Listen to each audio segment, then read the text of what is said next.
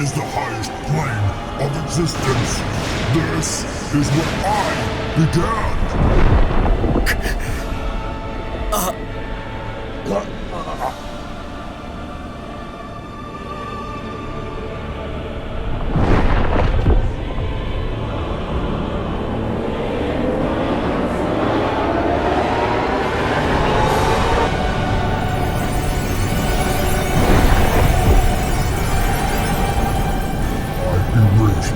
Supernatural power.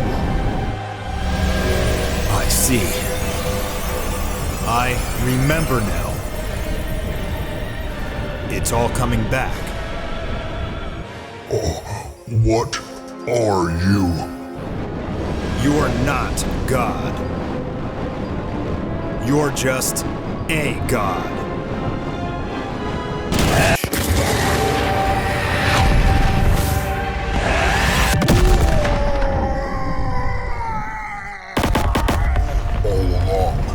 I was just another creation. I thought I was the true creator.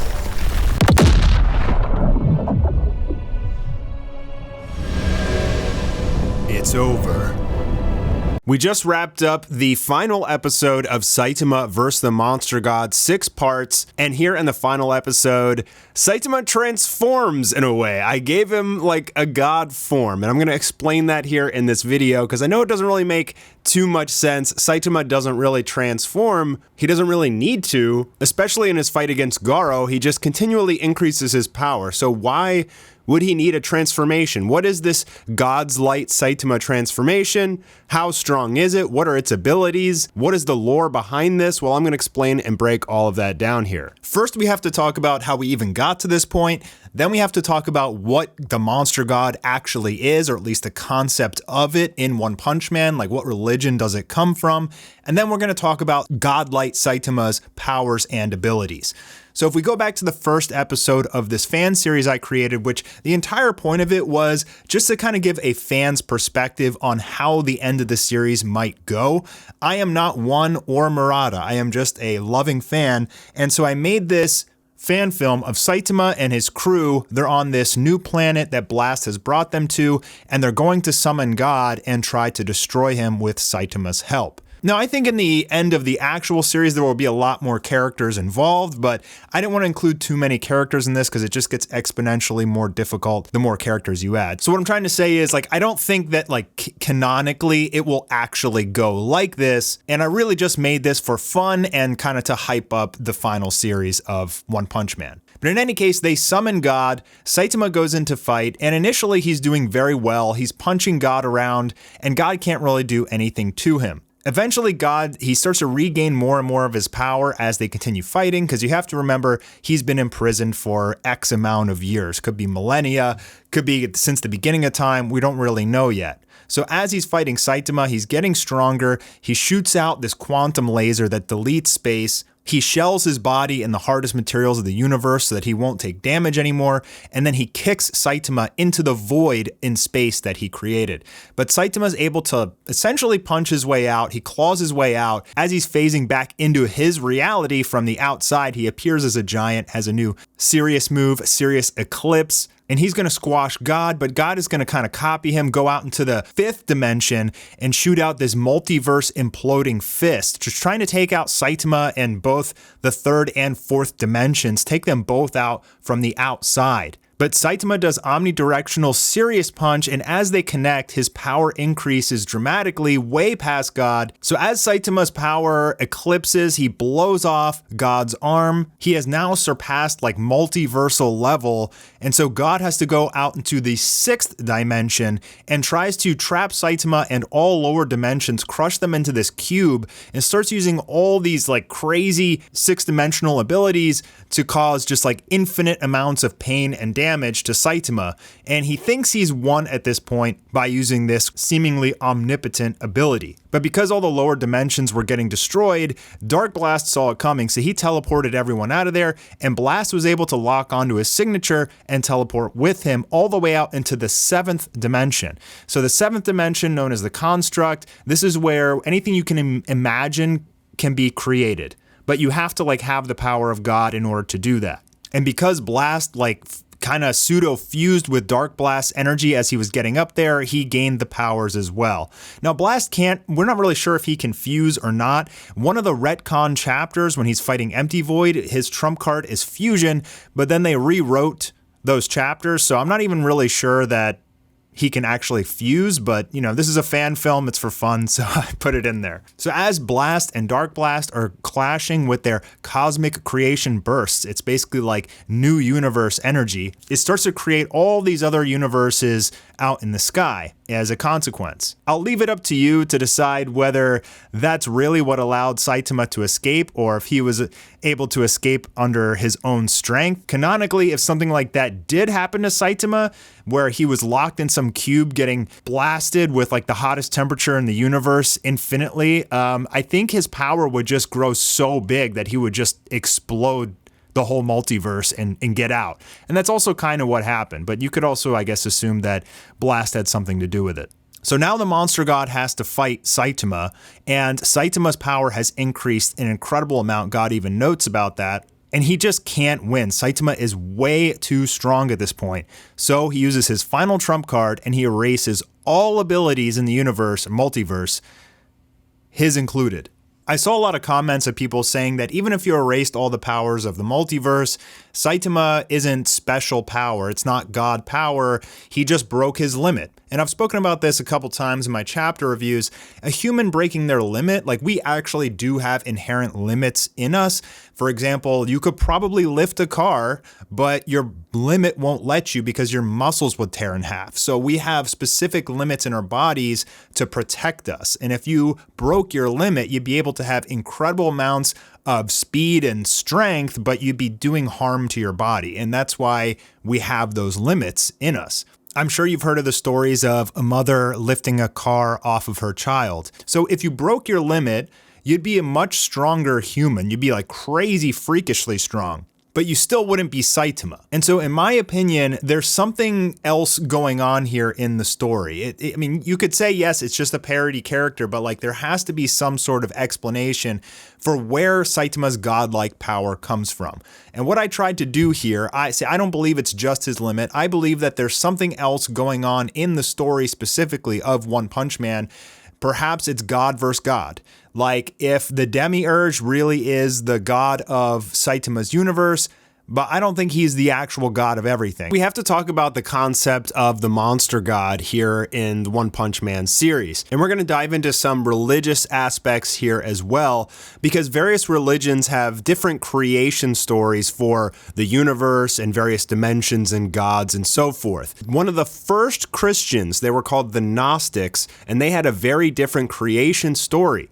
And in their creation story, it wasn't God that created the universe, it's actually the devil, Yaldabaoth, or the Demiurge. Essentially what happens is, God's up in the highest dimension somewhere. He brings to life his first creation, a woman named Sophia, and he gives her his powers, essentially. And then Sophia, she attempts to create without God's consent, and she ends up creating an abomination known as Yaldabaoth, or the Demiurge. Now, he believes he is God. He knows of his mother, Sophia, and that she has the power of creation because she created him, but he doesn't know that Sophia was created by the true supreme creator God. So this Demiurge goes on to essentially create the world and imprison us humans in it. So he believes that he is God. And by the way, the Gnostics, they also believe that the God of the Old Testament was this Demiurge, because if you're familiar with the Bible, the God of the Old Testament, he's ruthless and jealous and he kills a lot of people,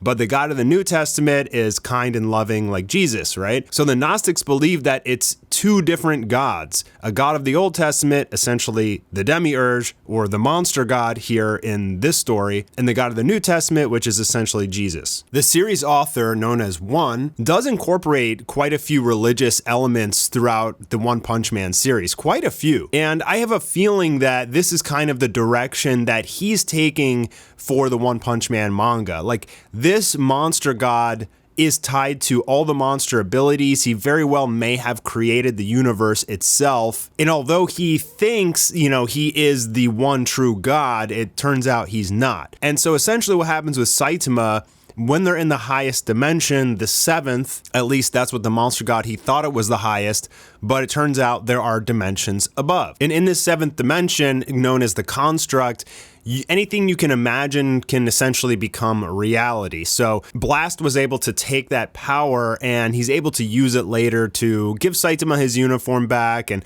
recreate his universe. At least he's going to try. Because this god has created the multiverse as we know it, all powers are tied to him. And so when he erases his own power, everybody's power in the multiverse, including him and Saitama, is also erased. But as he goes in for the final blow, the finishing kill move, Saitama vanishes and then he appears out of the sky with this like white sparkly aura, and he basically just one-shots God with this God-destroying punch. But he says that, I remember now, it's all coming back, you're not God, you're just a god. And the reason he says this is because supposedly when we die and we go to the next level, we get all of the knowledge of everything that's ever happened. It's called the Akashic Records. So while we're here on this earth, we come here for this experience and we forget everything as like part of the experience. So like we have to go through great pain here on earth in order for us to learn how to appreciate things when we get to the next level. Essentially that we come to earth to suffer so that we may learn how to love. And so when Saitama goes up to like the highest level, he gets his memories back of there's a real god and this guy's just a lower level god doing a bunch of shenanigans. It's kind of like simulation theory. Like if you would imagine that you unplugged, like if the human experience is a simulation and you unplugged and you took your headset off and you're outside the matrix now, it's like you would kind of remember like what the truth actually is at that point. And so that's why he said that.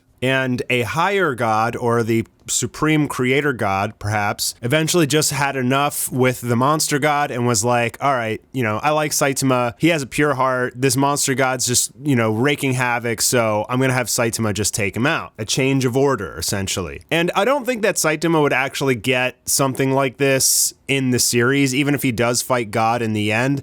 But I'm really not sure how Yusuke Murata and One are going to develop the story for the final arc. Like, how are you going to write it? Because if the monster god can do damage to Saitama, it doesn't really make too much sense. Like there have to be some sort of explanation as to maybe he's the only character in the series that can actually hurt Saitama, but if he can, how does Saitama win? Does he just keep getting stronger until he eventually beats the monster god?